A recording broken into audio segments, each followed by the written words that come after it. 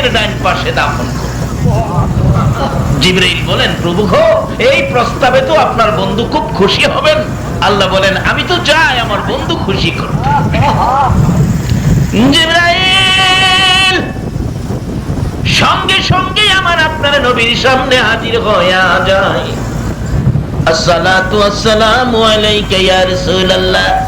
আল্লাহর বন্ধু গো, আমি জিবরাইলের সালাম গ্রহণ করুন, আমার আল্লাহর সালাম গ্রহণ করুন। বলুন, আমার আল্লাহ এই নবীকে সালাম দেয় কিনা? সেই নবী তো আমাদের নবী, তাহলে আমাদের দাম হবে না, হবে কার?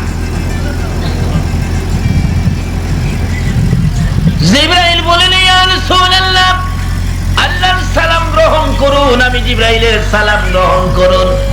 এমন এক সুন্দর খবর আপনার জন্য নিয়ে আসছি, যা শুনলে আপনি নবী খুশি হবেন। কি খবর?